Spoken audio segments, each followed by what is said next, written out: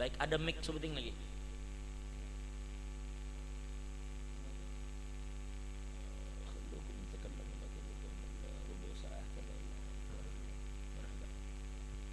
Jadi kita akan dengarkan sedikit tausiah daripada Syekh Muhammad. Mudah-mudahan dengan apa yang beliau sampaikan Allah berikan keberkahan kepada kita. Seharusnya yang menyampaikan terjemah ini Ustaz Ahsan Nur ada di luar Garda.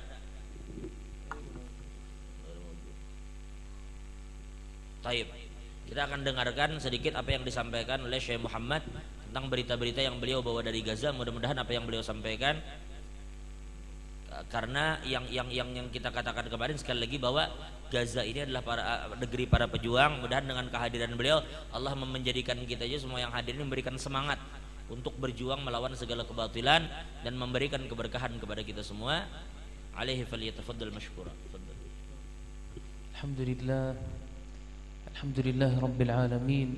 Alhamdulillahilladzi anzala al-Qur'ana al-'azim وجعل تلاوته بخشوع تهل دمع الخاشعين وأنزل فيه من الوعيد ما يهز به أركان الظالمين وأخبر فيه أن الموت نهاية للعالمين وأننا بعد الموت للحساب مبعوثين وسنحاسب حسابا عما كنا له قائلين وسنقف بذل وخضوع بين يدي رب العالمين مجتمعين على صعيد واحد عراة حافين وعنت الوجوه للحي القيوم وترى الظالمين في الأصفاد مقرنين فمن زحزح عن النار وأدخل الجنة فقد فاز وهذا هو الفوز العظيم.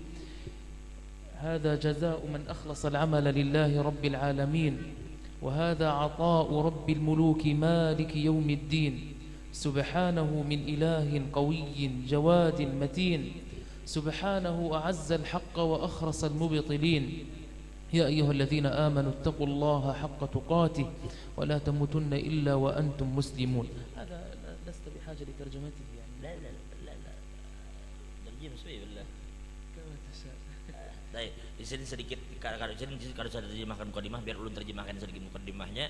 Beliau memuji Allah SWT di awal terjemah beliau, dan beliau mengatakan segala puji bagi Allah telah menurunkan Al-Quran, yang mana Al-Quran itu turun kepada kita sebagai cahaya, sebagai petunjuk, dan di dalam Al-Quran itu terdapat ancaman-ancaman yang keras yang akan membuat gentar orang-orang yang zalim.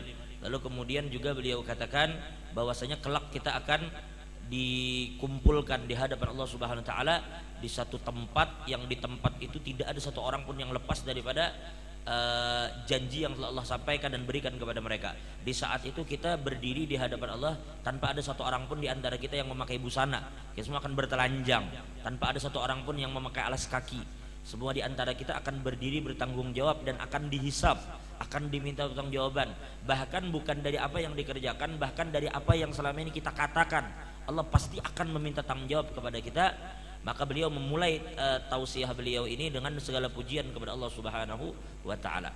يا رب عفوك لا تأخذ بزلتنا وارحم يا رب ذنبا قد جنيناه كم نطلب الله في ضر يحل بنا فلما تولت بلايانا نسيناه ونركب الجو في سعة وفي أمن فما سقطنا لأن الحافظ الله كن كالصحابة في زهد وفي ورع هم القوم ما لهم في الناس أشباه عباد ليل إذا جن الظلام بهم كم عابد دمعه في الخد أجراه وأسد غاب إذا نادى الجهاد بهم هبوا إلى الموت يستجدون رؤياه يا رب فابعث لنا من مثلهم نفرا يعيدون لنا مجدا قد أضعناه اللهم آمين. وبعد بداية أيها الإخوة الكرام أنا سعيد جدا جدا بتواجدي معكم في هذا المجلس الطيب المبارك وبحضرة شيخنا الكريم المكرم الطيب المطيب إن شاء الله تعالى.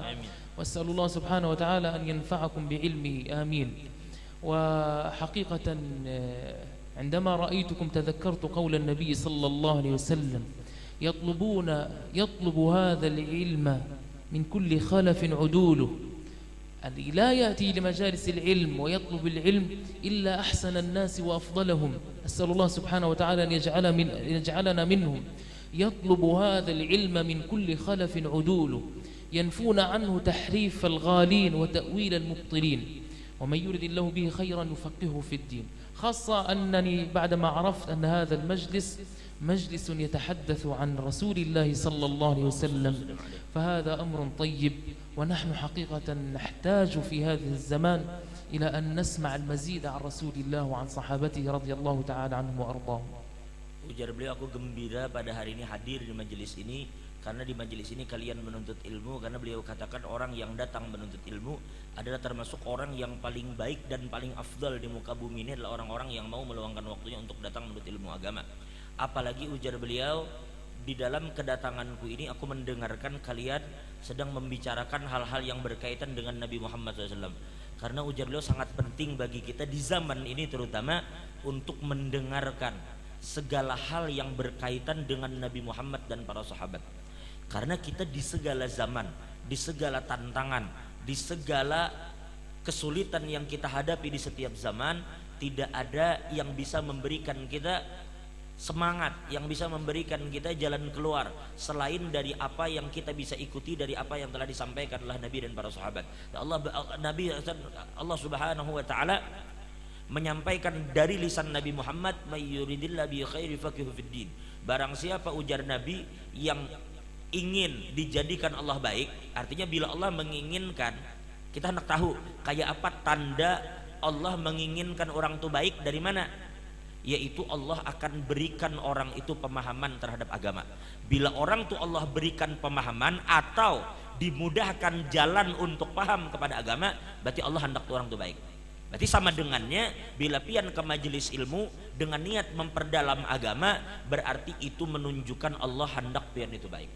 فالثبات أيها الأبرار، فمن هنا يبدأ النصر والتمكين بإذن الله. عندما نسمع حديث رسول الله والأخبار والآثار عن رسول الله صلى الله عليه وسلم وصحابته والسلف الصالح ترقق القلوب ويزيد الإيمان، لأنه لا نصر ولا تمكين بدون إيمان.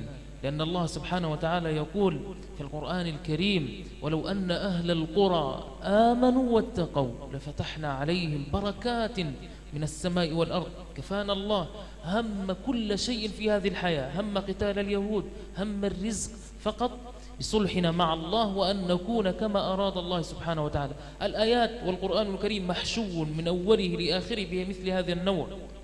مثلا قول الله سبحانه وتعالى الذين إن مكناهم في الأرض، الذين يريدون التمكين بل ودوام التمكين، ماذا يفعلون يا رب؟ الذين إن مكناهم في الأرض أقاموا الصلاة الإيمان، أقاموا الصلاة وآتوا الزكاة وأمروا بالمعروف ونهوا عن المنكر ولله عاقبة الأمور. إن لم نفعل ذلك لا نصر ولا تمكين. وقول الله سبحانه وتعالى إن الله لا يغير ما بقوم حتى يغيروا ما بأنفسهم. لم يقل الله سبحانه وتعالى حتى يغير المسؤولون أو القادة أو الرؤساء ما بأنفسهم، لا، التغيير مسؤولية الجميع. فهنيئا ثم هنيئا لكم بهذا المجلس وبارك الله لكم فيه إن شاء الله. Ujar beliau, majelis seperti ini adalah awal dari segala pertolongan yang Allah akan turunkan kepada kita semua. Karena dengan majelis yang di sini diceritakan Nabi, disampaikan semua petunjuk Nabi, maka itu pasti akan menambahkan keimanan kita kepada Allah dan kepada Nabi. Karena di tempat ini ditumbuhkan iman dengan segala apa yang disampaikan oleh Nabi Muhammad. Lalu dengan iman itu, ujar beliau, akan menjadi sebab kita mendapatkan pertolongan dari Allah Subhanahu wa taala. Karena Allah berfirman dalam Al-Qur'an, "Walau anna ahlal qura amanu wattaqau lafatahna 'alaihim barakatim minas sama'i wal ard." Bahwa ketika seseorang, satu penduduk satu negeri beriman kepada Allah dan mereka bertakwa kepada Allah, maka Allah pasti akan membukakan keberkahan dari langit dan bumi. Allah pasti akan berikan keberkahan jika penduduk negeri itu beriman dan bertakwa kepada Allah. Nah, ini adalah asas di majelis seperti ini, tempat ditumbuhkan iman kita. Maka ujar beliau dimulai dari sini semua itu. Bagaimana Allah akan menolong kita menghadapi orang Yahudi, bagaimana Allah akan menolong kita untuk mendapatkan rezeki, semua dimulai dari majelis ini. Karena di sini iman kita digembleng. Manakala kita memiliki iman yang benar, maka dengan sendirinya pertolongan Allah pasti akan turun kepada kita. Dan bahkan Allah berfirman dalam Al-Quran bahwa Allah tidak akan merubah keadaan suatu kaum sampai mereka merubah keadaan mereka sendiri. Tapi ujar beliau tadi, ini bukan hanya tanggung jawab penguasa. Jangan pian pikir cuma presiden yang mampu merubah, jangan berpikir cuma gubernur yang mampu merubah, tetapi setiap individu kita bertanggung jawab untuk membuat perubahan itu. Maka setiap dari kita berusahalah untuk berbuat baik, untuk beriman dan merubah diri kita menjadi lebih baik, maka Allah pasti akan memberikan pertolongannya kepada kita semua. وأنت يا طالب العلم يا من جئت لهذا المجلس ضع في ذهنك أنك عندما تأتي وتستمع إلى هذا الحديث الطيب المبارك أن تطبق. الهدف من هذا ليس أنك حضرت مجلس علم، لا، عندما تعود إلى بيتك تطبق وتنفذ ما قيل هنا. فمحبة رسول الله صلى الله عليه وسلم ليست شعارات ترفع. لو نحن سألنا مثلا هنا من منكم يحب رسول الله صلى الله عليه وسلم، كلكم يقول نعم، لكن من منكم يطبق سنة رسول الله صلى الله عليه وسلم؟ نجد القليل من يطبق. يجب أن تتأسى بسلفك الصالح رضي الله تعالى عنهم. فمثلا سفيان الثوري رحمة الله تعالى عليه كان يقول: ما سمعت سنة عن رسول الله صلى الله عليه وسلم حتى ولو كانت بسيطة إلا وقد فعلتها ولو لمرة واحدة، إن كانت صعبة حتى لو كانت صعبة أطبقها مرة واحدة. قالوا له: ولماذا يا إمام؟ قال: حتى أكتب من أهلها. ربما هذه السنة الواحدة يوم القيامة تأتي تنجيك من أهوال يوم القيامة. Ujar beliau, kami sampaikan kepada kalian wahai penuntut ilmu. Ujar beliau, kami sampaikan kepada kalian ketika kalian datang ke tempat seperti ini, jangan ilmu yang kalian dengar ini hanya kalian masukkan ke telinga kalian hanya untuk kalian ketahui, tetapi dipakai ilmu yang kalian dengar ini. Karena ilmu ini bukan hanya sekedar kemudian dikatakan kalau kita mengaku cinta kepada Allah, semua di antara kita yang hadir pasti akan mengatakan aku cinta kepada Tuhan, pasti mengatakan aku cinta kepada Nabi. Tetapi ujar beliau, kita membutuhkan bukti. Apa bukti kecintaan kamu kepada Allah dan kepada Nabi? Adalah pakai apa yang kamu sudah dengar, pakai apa yang kamu telah pelajari, bawa ke rumah kalian. Ketika kalian bawa ke rumah, jangan letakkan itu di sini di sana, tapi letakkan di diri kalian, pakai ilmu itu. Sehingga kata beliau, suatu hari Sayyidina Imam Sufyan Tsauri mengatakan, tidaklah aku mendengar satu saja hadis, tidaklah aku mendengar satu saja sunnah daripada Nabi Muhammad, terkecuali aku pasti akan kerjakan sunnah itu minimal sekali seumur hidupku. Tidak ada satupun daripada sunnah yang aku dengar dari Nabi Muhammad, terkecuali aku pasti akan kerjakan sunnah itu minimal sekali seumur hidupku. Supaya apa? Supaya aku dicatat Allah sebagai ahli atau sebagai orang yang ketika di dunia mengamalkan sunnah Nabi, barangkali sunnah itu yang kelak akan memberikan manfaat yang besar kepadaku di hari kiamat kelak. Jadi sunnah itu katanya tidak hanya cukup kita pelajari, kita dengar, tetapi dipakai. Pakaian itu bukan hanya kita mengatakan kita punya satu dua pakaian, tetapi dipakai dan dipraktekkan dalam kehidupan kita sehari-hari. Subhanallah, ahlul ilm, tadzakartu hadhihi, ahlul ilm yaqulun idza taqabala tarik as-sunnah مع رسول الله صلى الله عليه وسلم يوم القيامة تساقط لحم وجهه حياء من رسول الله صلى الله عليه وسلم. فالسلف الصالح كانت السنة عندهم لها وزن ولها قيمة ولا مقدار، حتى أن الإمام مالك رحمه الله كان من لا يصلي الوتر كان يرد شهادته. يعني هناك حتى تقبل الشهادة يجب أن يكون عدل، هذا يتهمه بعدالته لا يقبل شهادته. الإمام أحمد رحمه الله كان من لا يصلي السنن الرواتب سنن الظهر والعصر كان لا يقبل شهادته أيضا. فالسنة مهمة جدا جدا، حتى أنا أقول لكم يعني الصحابة رضي الله تعالى عنهم كانوا لا يطبقون فقط الأحاديث والأقوال التي ترد عن رسول الله، حتى كانوا يتشبهون بحاله صلى الله عليه وسلم. وطبعا الإنسان يؤجر حتى لو لم تكن سنة، إن لم نقل هذا فعله سنة، لكن الإنسان يؤجر على ذلك يقينا. ابن عمر لو رآه أحد منكم اليوم لقلتم عنه مجنون. حتى الصحابة رضي الله تعالى عنهم كانوا يتهمون، ورد في بعض الآثار، لماذا يتهمونه بالجنون أحيانا؟ من كثرة اتباعه للسنة. حتى في مرة في ذات يوم من الأيام كان يسير على دبته، فكان يسير يمينا ثم يسارا يمينا ثم يسارا. استغربت الصحابة من حوله، لماذا تفعل هذا؟ قال: لقد كنت مع رسول الله صلى الله عليه وسلم ومشى بمثل هذه الطريقة. هذه ليست سنة، لكن فعله يؤجر عليه رضي الله تعالى عنه وأرضاه. La ilaha illallah. Dan perhatikan baik-baik ujar beliau, para penuntut ilmu ini adalah orang yang paling dituntut untuk bisa mengikuti Nabi Muhammad. Kalian yang paling dituntut untuk mengikuti Nabi Muhammad. Karena para penuntut ilmu ini ketika kita mempelajari sunnah Nabi kita belajar sudah, kita tahu. Tapi ternyata kita kada pakai aja sudah. Sudah sunnah Nabi itu kita pelajari, kita tahu, kita sudah mengerti, tapi kita kada pakai. Maka kelak orang ini ketika berhadapan dengan Nabi akan meleleh daging mukanya karena malu di hadapan Nabi Muhammad. Di mana mandak muha di hadapan Nabi? Ilmunya sudah dipelajari, sunnah Nabi sudah diajarkan, sudah disampaikan, tapi kita tidak pakai. Lalu apa yang akan kita ucapkan di hadapan Nabi? Kita bakal malu. Maka ujar beliau menceritakan daripada perhatian ulama dahulu terhadap sunnah. Perhatikan betapa perhatiannya ulama terhadap sunnah. Imam Malik bin Anas, Imam Malik itu gurunya Imam Syafi'i. Apabila ada orang, beliau tahu orang ini kada bisa sembahyang witir, ibadat aja, sembahyang di masjid rajin aja, berjamaah aja, cuma kada berwitir. Maka ketika ia menyampaikan sesuatu, maka kesaksiannya ditolak oleh Imam Malik. Artinya keadilannya dipertanyakan, padahal ia mengerjakan yang wajib, cuma witir kada digawe. Saking mereka itu dulu kada cukup kita inya baik ke baik, kenapa inya sembahyang aja. Oh kada cukup itu timbangannya orang bahari. Bila ingin mengerti orang itu baik atau tidak, adil atau tidak, dilihatnya sembahyang witir kada. Bila nya kada sembahyang witir, ditolak kesaksiannya. Dua, Al-Imam Ahmad ibn Hanbal. Al-Imam Ahmad murid Imam Syafi'i pulang.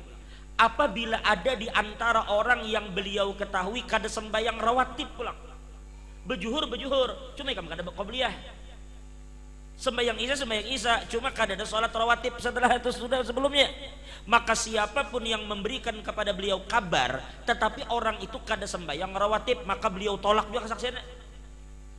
Daripada mereka ini benar-benar mengatakan bagaimana mungkin kita bisa menerima kesaksian, ucapan dari orang yang kada peduli dengan sunnah Nabi Muhammad. Sunnah Nabi yang kada peduli. Nah maka jar beliau sedikit lagi beliau ceritakan, bahkan di antara sahabat itu bukan hanya ucapan Nabi. Kalau ucapan itu jelas kita ikuti karena itu perintah. Sampai segala hal yang berkaitan dengan kebiasaan Nabi diumpati. Sampai jar beliau katakan ada sahabat tuh sampai dipadahkan gila gara-gara bujur-bujur mengumpati Nabi zahiran wa batina. Kenapa dipadahkan gila? Kalau kita katakan ini mengikuti pandir Nabi wajar. Ini kada. Ada satu sahabat naik kendaraan, jangan kita mungkin naik kuda atau naik unta atau naik himar. Sekalinya kuda tuh dibawanya kena ke kanan, kena ke kiri. Jalan tuh zigzag.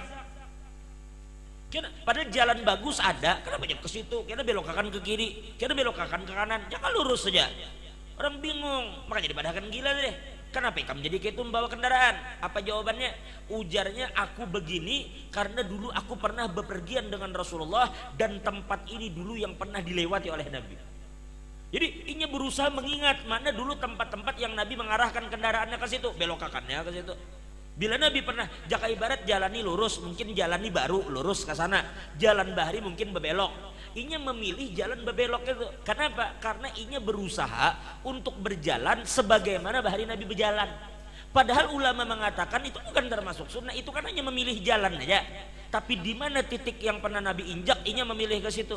Itu daripada luar biasanya sahabat berpegang kepada sunnah Nabi sallallahu alaihi wasallam. لماذا نقول هذا الكلام أن السنن مهمة؟ لأن ترك السنة مدخل من مداخل الشيطان. قال الإمام ابن المبارك رحمة الله تعالى عليه: من تهاون في ترك السنة ابتلاه الله سبحانه وتعالى بتضييع الفرائض. ما معنى هذا الكلام؟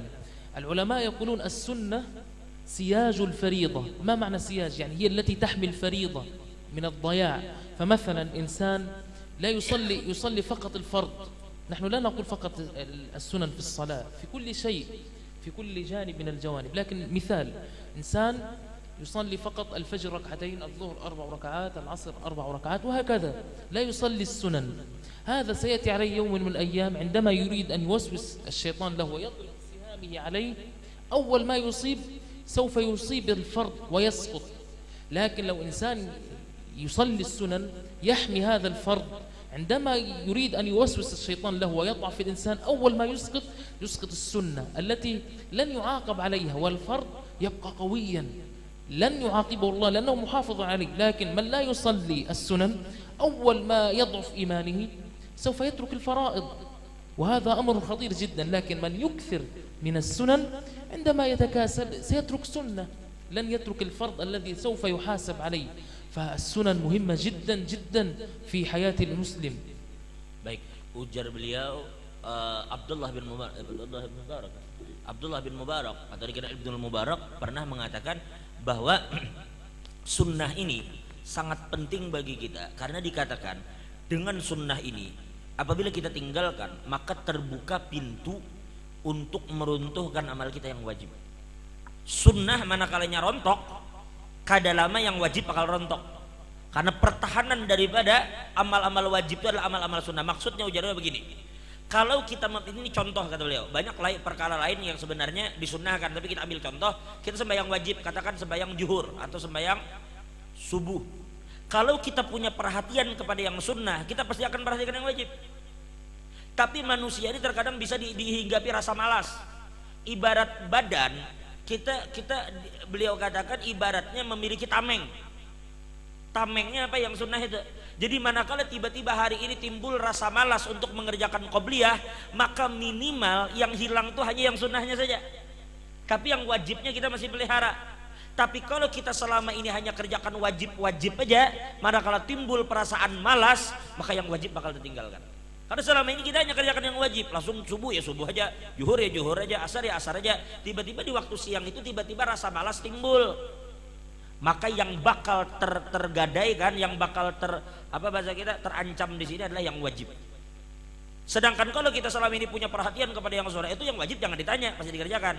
Hari ini kita qobliyah, hari ini ba'diyah, tapi hari itu kenapakah harinya panas misalkan, maka kita katakan aku kadakan sembahyang qobliyah dulu nah, awak uyuh. Ya sudah, qobliyah aja yang jatuh, tapi yang wajib tetap ada. Seakan-akan yang sunnah itu bagaikan tameng yang apabila diserang musuh maka tamengnya saja yang rusak, tetapi tubuh kita tidak terluka. Maka begitulah dengan yang sunnah. Kerjakanlah yang sunnah itu sebagai pelindung bagi yang wajib. Karena orang yang membiasakan diri meremehkan yang sunnah, lambat laun dia akan sampai kepada satu tahapan di mana dia akan meremehkan yang wajib. أريد أن أقول شيئا ثم نختم به إن شاء الله. أيها الإخوة الكرام، وأنا أريد أن أركز على مفهوم مهم جدا، ليست الأمثلة التي أطرحها ولكن المفهوم والفكرة. إن وصلت لكم أنا سوف أكون سعيدا جدا. نحن أيها الإخوة الكرام إن اتبعنا النبي صلى الله عليه وسلم وسنته بالتحديد، يكفي أن نقول هذه الكلمة: هؤلاء قوم رباهم النبي صلى الله عليه وسلم. تخيل أنك أنت كنت في زمن الصحابة، ماذا ستفعل؟ يجب أن تفعل ما كان يأمره النبي صلى الله عليه وسلم صحابته، بغض النظر أيها الإخوة الكرام عن الخلاف الفقهي. بعض المسائل موجود فيها خلاف فقهي، لكن نحن المسلم المؤمن الحق عندما ينظر مثل هذه الأمور ينظر ماذا كان يفعل رسول الله صلى الله عليه وسلم، ماذا كان عليه النبي صلى الله عليه وسلم وصحابته، بغض النظر عن الخلاف الفقهي. أنا أضرب مثال حتى تتضح الفكرة. مثلا وأنت شئت ممكن تغير هذا المثال، حلق اللحية. هناك حلق اللحية فيها خلاف، أنا مع الخلاف، لكن أيها الإخوة الكرام الخلاف يجب أن نفهمه في طول اللحية في قصرها، تمام؟ لكن الأئمة الأربعة، وهذه مما لا يعرفه كثير من الناس، الإمام أبو حنيفة والإمام مالك والإمام الشافعي والإمام أحمد على حرمة حلق اللحية. من يحلق لحيته تماما هذا قد ارتكب جرما وإثما حرام. لا نتكلم عن الطول، لكن أنا أقول لكم بغض النظر عن الخلاف، المسلم لا ينظر إلى الخلاف، ننظر نسأل ماذا كان يفعل رسول الله؟ هل كان يحلق لحيته؟ النبي لم يحلق شعرة واحدة. الصحابة هل ورد لنا أحاديث وآثار عن النبي وصحابته من كان يحلق لحيته؟ مستحيل. لو فتشتم وبحثتم جميع الكتب لن تجدوا. إذا أنا أريد نصرة الإسلام، إن تنصروا الله ينصركم. كيف يكون نصر الله؟ بتمثيل الإسلام تمثيلا أكملا بخاصة أنفسنا. هل ورد؟ نسأل أنفسنا، ليس فقط اللحية، هذه مسألة بسيطة جدا في كل الأمور. حتى مثلا عندما نتكلم في مسألة الموسيقى مثلا، هناك خلاف، نعم هناك ابن حزم يجيز، لكن هل ورد؟ أنا لا أريد أن حتى النساء، إن كان هناك نساء مثلا عندما نزلت آية الخمار والحجاب، هل ورد من الصحابيات رضي الله تعالى عنهن من كانت تلبس يعني اللباس هذا يعني الموجود في هذا الزمان وتكشف شعرها؟ مستحيل. كان عندما ينزل الأمر، بل أقول لكم وأختم، ورد بل كان يفعلون الصحابة كما قلنا مثال ابن عمر، ليس في قول النبي. مرة واحد من الصحابة كان يلبس خاتم من ذهب، تمام؟ فرآه النبي صلى الله عليه وسلم، فالنبي أتى إليه وتقدم وخلع هذا الخاتم ورماه على الأرض، تمام؟ انظروا كيف كانت تصرف الصحابة، ليست فقط في الأقوال، رماه على الأرض، ثم ذهب النبي، ثم تبعه الصحابي رضي الله تعالى. الصحابة استغربوا، يعني لماذا لم يأخذ هذا الخاتم الذهب غالي، ربما يأخذه ويبيعه ويستفيد من ثمنه. فأتوا إليه الصحابة قالوا له لماذا لم تأخذ هذا الخاتم؟ فقال لهم أآخذ شيئا رمى به رسول الله صلى الله عليه وسلم على الأرض؟ أنا أخذ شيء رمى به الرسول؟ انظروا كيف الصحابة يتعاملون مع سنة النبي صلى الله عليه وسلم. نحن يجب أن نكون مثلهم حينها، وأقسم بالله سبحانه وتعالى أننا إن اتبعنا سنة الرسول صلى الله عليه وسلم إن النصر سنصل إلى السلام العالمي. لا يوجد مشاكل، لا يوجد خلاف، لا يوجد أي معضلة في أي مكان في العالم. Ini ujar beliau kesimpulannya. Ini Masya Allah ujar beliau begini. Sekarang kita lihat bagaimana cara Nabi mendidik sahabat. Karena kita mau umpati Nabi kan. Karena yang kita ikuti Nabi, yang kita ikuti sahabat, karena sahabat selalu mengikuti Nabi. Maka ujar beliau, dalam mengikuti Nabi ini, begitu kalian tahu Nabi melakukan sesuatu, tutup mata.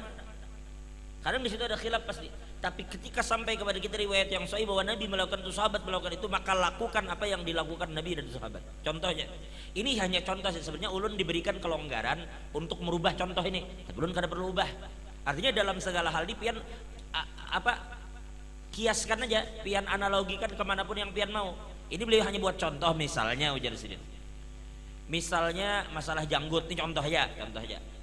Ujar sini masalah janggut misalnya. Kita kalau melihat pendapat ulama, kita ini kan yang kita bicarakan bukan cari ilmunya kan, tapi yang kita bicarakan memakainya. Kalau jadi begini, kalau tiba-tiba bab yang kita bahas masalah lihiyah, masalah janggut misalnya, lalu kita lihat ujar ulama ini begini, katalah ujar imam ini begini, ujar imam ini selalu ada khilaf di dalamnya. Maka kita akan belajar ini menurut ini menurut ini, tapi terakhir dia tutup khilaf. Jadi sekarang arahkan pandangan kepada Nabi Muhammad. Nabi membiarkan jenggot tumbuh atau kada? Sahabat membiarkan tumbuh kada? Ternyata iya, maka ikuti Nabi Muhammad. Itu maksudnya. Nah, jadi beliau tadi katakan ke ulun, kelonggaran sini silahkan sini ikam tambahi lagi sesuai dengan yang saat nih, yang setema. Maka ulun tambahkan sedikit, ulun sampaikan di tambahan ulun. Misalnya kita berbicara tentang pakaian. Menurut ulama ini berpakaian ini boleh, menurut ulama ini pakai begini. Terakhir kita lihat kayak apa pakaian Nabi. Maka umpati itu, paham masalah. Jadi pada akhirnya patokan di dalam mengikuti sesuatu itu adalah diri Nabi Muhammad. Kalau kita melihat kepada pendapat selalu berbeda dia. Maka termasuk beliau ini sekarang beliau yang contohkan, termasuk masalah jilbab. Ada kena ulama yang mengatakan jilbab kada wajib, ada yang mengatakan kada perlu ini. Kalau kita melihat pendapat selalu akan ada pendapat itu, maksud saya. Karena ulama mengatakan jilbab itu begini begitu, bentuknya begini begitu. Sudah sekarang arahkan pandangan kepada para sahabat Nabi. Nabi ini keluarga sini menutup aurat, menutup kepala kada.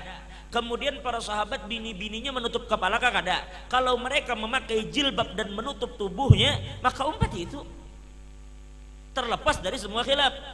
Ada yang mengatakan jilbab itu begini, tapi menurut sebagian ulama sudahlah, ajar beliau tutup mata dari itu. Maka sekarang lihat dan perhatikan keadaan Nabi. Apa keadaan Nabi, itu yang kita umpati. Sampai ujar beliau, dulu ada orang yang memakai cincin. Saja perhatikan nih kayak apa sahabat. Ada orang memakai cincin emas. Ini kada boleh lelakian, kada boleh pakai emas. Lelakian pakai emas hukumnya haram. Lelaki pakai emas hukumnya haram. Lalu lelaki ini pakai emas, tiba-tiba Nabi melihat. Lalu Nabi pegang tangannya, Nabi ambil cincinnya, Nabi lemparkan ke tanah. Nabi lepas cincinnya, Nabi lemparkan ke tanah. Artinya kada boleh memakai cincin emas itu. Sampai di riwayat lain dikatakan jar Nabi, ini emas haram untuk lelaki dari umatku. Dilemparkan Nabi emas tadi dan Nabi berjauh. Lalu sahabat ini ketika dilempar Nabi emasnya, Nabi berjalan, umpatinya Nabi berjalannya umpati Nabi, emasnya biarkannya di situ. Sampai pada akhirnya sahabat yang lain disusul, dihabari, sini likam. Nabi dibiarkan lewat, lalu nyebut, ikam kenapa emas ikam di situ? Tuh emas tuh larang harganya, ambil. Bila ikam dilarang Nabi memakai, ambil jual. Duitnya kau ikam segin nukar yang lain. Nabi itu melarang makai, menjual kada apa-apa. Ikam jual segin binian kah, segan siapa kah? Kada apa-apa. Apa jawabannya? Coba perhatikan. Berarti pandir kawan tadi bujur kada? Kan jadinya ini emas dibuang, diandak dibuang, lalu oleh Nabi berjalan, lalu emas tadi kadang pun kita tuh, kita ambil lagi, kita jual. Kita paham Nabi melarang makai, bujur. Tapi kan Nabi kadang melarang jual. Ambil aja jual, duitnya kau segini kita simpan. Tapi apa jawabannya? Kawan mengatakan ambil aja, boleh aja. Tapi ini jawab apa? Ujarnya, pikirkan sini dengan otak kamu. Pikirkan baik-baik. Apakah mungkin aku memungut sesuatu yang dibuang oleh Nabi? Nabi membuang, aku mengambil lah. Itu barang dilempar Nabi, dijauhkan dari tanganku. Sekarang aku membuat pulang, mengambil lagi dengan tanganku, kadanya. Padahal andai katanya mengambil, menjual, boleh kenapa? Boleh. Tapi nya kadang itu. Karena Nabi melempar, sudah dilempar, Nabi tadi buang, Nabi kada suka, ya ku tinggalkan apa yang Nabi kada suka. Coba lihat, kayak itu jadi sirine sahabat. Nah jadi dalam segala hal, kalau hendak kita contohkan keselawar cingkrang, karena ada nang singgung kali pulang. Artinya kalau kita lihat kayak apa Nabi berpakaian, ulama mengatakan ini jujurlah ulun pribadi pun memandang begitu. Karena beliau katakan tadi ulun bebas untuk menambahin, ini bagian dari ulun tambah. Sekarang kita berpakaian, ini gamis panjang di bawah mata kaki, ini gamis di atas mata kaki. Menurut ulama begini, menurut kita kan bicara apa hukum kain di bawah mata kaki. Beda pendapat kan ulama? Beda pendapat pula. Kalau kita bicara kain di bawah mata kaki, ulama beda pendapat. Ini mengatakan haram, ini mengatakan makruh, ini mengatakan begini. Sudah ajar beliau ini selalu beda pendapat. Sekarang lihat Nabi. Kayak apa Nabi? Ternyata Nabi memakai kada pernah lewat dari mata kaki. Umpat di Nabi, maksudnya tidak ada. Paham itulah?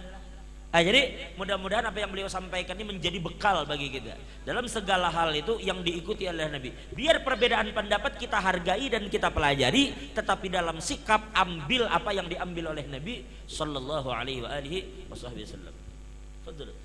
نطبق ما قاله النبي صلى الله عليه وسلم.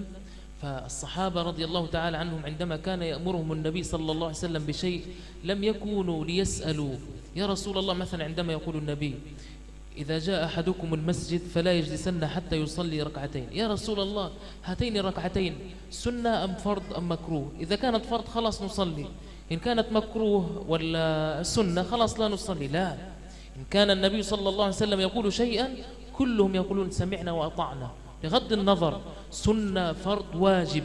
لهذا نحن نريد أن نكون مثلهم. أسأل الله سبحانه وتعالى أن يصنعنا على عينه ويصطنعكم لنفسه ويجعلكم من أهله وخاصته.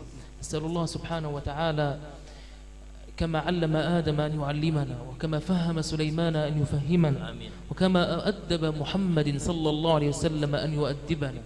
أسأل الله سبحانه وتعالى أن يرزقه قوة منا قوة لا تبقي فينا ضعفا، وغنى لا يبقي فينا فقرا، وعزة لا تبقي فينا ذلا، ورحمة لا تبقي علينا سخطا. أيها المسلمون أيها المسلمات، نطلب منكم الدعاء لإخوانكم في غزة. فاليوم حدث قبل ساعة، هناك خلاف بين وقتكم ووقتنا، عندنا الآن وقت نهار. حدث قبل ساعة قصف شديد على غزة وارتقى 6 شهداء وكثير من الجرحى، ونحن وضعنا الآن في هذا اليوم خطير جدا، ونخشى من حرب كبيرة مدمرة في هذه الأيام.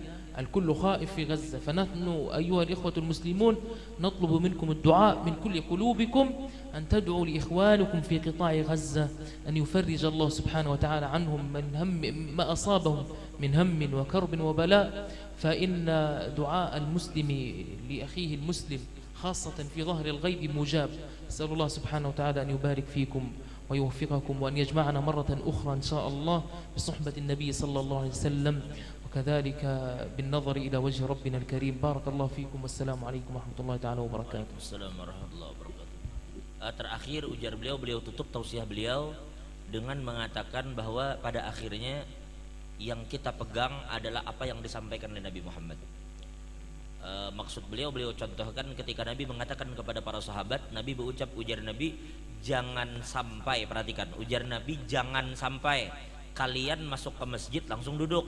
Maka jar Nabi, siapa yang masuk ke masjid jangan duduk kecuali sembahyang 2 rakaat. Ujarnya sahabat itu kada pernah bertanya, ya Rasulullah 2 rakaat itu nang wajib nang sunnah. Itu tidak terjadi pada diri sahabat. Bila Nabi suruh gawi selesai urusan. Apakah itu apa? Pokoknya bila Nabi suruh dikerjakan. Mereka akan tutup mata. Mereka kada akan tanya kepada Nabi ini wajib atau sunnah. Begitu Nabi suruh, mereka akan dengar, mereka akan taat kepada Nabi Muhammad. Nah, maka begitu juga kita. Terkait masalah hukum ini, andai kata kita tinggalkan bolehkah kada? Bolehkah kada? Ulama beda pendapat. Jangan lihat boleh kada meninggalkannya berdasarkan pendapat ulama, tapi Nabi kerjakan kada. Bila Nabi kerjakan. Sekarang Nabi menyuruh kita mengerjakan A. Ujar Nabi, misalnya Nabi menyuruh kerjakan A. Nabi suruh misalnya kita kerjakan. Sekarang kita tanya ulama, apa hukum meninggalkan bolehkah kada? Lalu ulama beda pendapat. Misalkan Nabi suruh kita A, perhatikanlah, karena Nabi nyuruh untuk dikerjakan, Nabi kerjakan A, disuruh. Lalu kita tanya ulama, ngerjakan A ini bolehkah kada? Meninggalkannya, andai kata kada ku gawi boleh kada? Ujar ulama A boleh jadi kada digawi. Ujar yang satu kada boleh, harus digawi. Kenapa kesini arah kita? Padahal Nabi nyuruh kerjakan. Bila Nabi suruh kerjakan selesai urusan. Jangan bertanya kada mengerjakan bolehkah kada? Paham lah? Nah, ini seharusnya yang diterapkan oleh para penuntut ilmu. Untuk selalu mengerjakan apa yang disuruh, bukan mencari-cari apa hukum tidak mengerjakan yang disuruh. Bukan itu tujuan penuntut ilmu, tetapi untuk memakai segala sesuatu yang disuruh. Nah, ini ujar beliau, tolong kita terapkan di dalam kehidupan kita, terutama para penuntut ilmu, untuk bisa memakai apa yang kita pelajari daripada apa yang disampaikan, dikerjakan dan disunnahkan oleh Nabi Muhammad SAW. Dan terakhir ujar beliau, aku mohon doa kepada kalian semua, tolong doa, karena hari ini tadi, karena kita ada berbeda waktu sedikit antara kita dan Gaza, antara kita dan Palestina. Beberapa waktu yang lalu ujar beliau terjadi serangan hebat ke Gaza yang menewaskan sekitar 6 orang yang terbunuh syahid dari serangan tadi. Ditakutkan serangan ini berkelanjutan dan memicu konflik yang lebih besar, maka ujar beliau, tolong doakan saudara kalian yang ada di sana dan diberikan kekuatan oleh Allah, karena salah satu doa yang Allah kabulkan adalah doa yang kita panjatkan kepada saudara kita yang jauh ala dhahril ghaib. Yang kita doakan, mereka tidak tahu kita mendoakan, di sini kita mendoakan, maka insya Allah doa kita akan dikabulkan oleh Allah.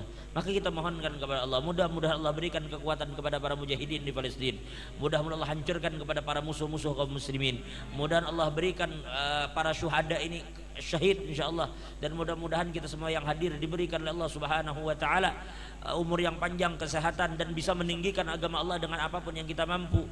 Doakan Syekh Muhammad, mudah-mudahan beliau sehat afiat, mudah-mudahan diberikan panjang umur oleh Allah Subhanahu wa taala, dan doakan Sirin mudah-mudahan senantiasa bisa berdakwah untuk membawakan pesan-pesan dari Palestina. Karena Palestina itu beritanya sudah dimanipulasi oleh Israel. Maka diperlukan orang-orang begini untuk menyampaikan pesan yang benar yang ada di sana. Jadi oleh karena itu mudah-mudahan beliau diberikan kesehatan oleh Allah. Dan saudara kami juga Ustaz Ahsan Nur, mungkin beliau terlambat atau tidak ke sini. Beliau ini orang yang luar biasa. Ustaz Ahsan Nur itu di Samarinda sekarang. Jadi kepala sekolah Al-Quds di Air Hitam. Di Air Hitam itu ada sekolahan sebelah kanan gedung Al-Islah. Itu anaknya Habib Muhammad Al-Atas sekolah di situ. Itu sekolah masya Allah bagus. Apanya bagus, segala visi misinya bagus. Ustadz Ahsan yang mengajar ini memang orang yang kompeten. Beliau ini LCM bidang tafsir di Al Azhar Mesir. Istri beliau pun orang ibinisidin bebinian tapi ahli masalah fikih. Jadi 2 laki bini memang orang yang soleh dan orang yang alim. Jadi doakan beliau berdua itu mudah-mudahan diberikan kesehatan oleh Allah Subhanahu wa taala, diberikan panjang umur oleh Allah Subhanahu wa taala, dan mudah-mudahan kita semua yang hadir tidak akan diberikan oleh Allah kita yang hadir tidak akan dipisahkan dari sini terkecuali dosa kita diampuni Allah. Ini kawan ulum juga berdua dari Martapura. Mudah-mudahan diberikan oleh Allah umur yang panjang, diberikan kesehatan oleh Allah. Ini kawan seangkatan dulu, sekolah dulu di Martapura, mudah-mudahan diberikan oleh Allah kesehatan, kabul hajat mereka berdua insyaallah juga.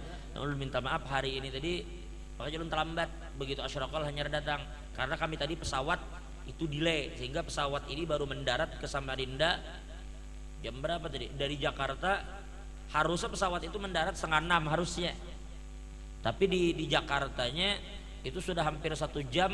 Dalam pesawat aja sudah hampir sejam, kadang naik pesawatnya. Tadinya antri kan entah apa, pokoknya sejamnya itu dalam pesawat dan kada terbang. Jadi tertunda penerbangan, tapi sudah dalam pesawat, baru pesawat berangkat. Jadi akhirnya sampainya agak sedikit lambat. Dan lu mohon doa aja karena esok rencana insyaallah hendak ke Pangkalan Bun, mudah-mudahan diberikan kesehatan oleh Allah. Mudah-mudahan kita semua yang hadir bisa senantiasa meninggikan panji-panji Rasulullah dimanapun kita berada, diberikan kesehatan, keafiatan. Doakan anak-anak ulun, keluarga ulun berataan dan jadikan orang-orang yang soleh dan solehah. Kemudian kita semua yang hadir juga, guru-guru, guru darmawi, guru silat dan panjang umur, sehat afiat ala hadhihi ala kulli man wabi salafus salih wa ila hadratin nabi al-fatihah.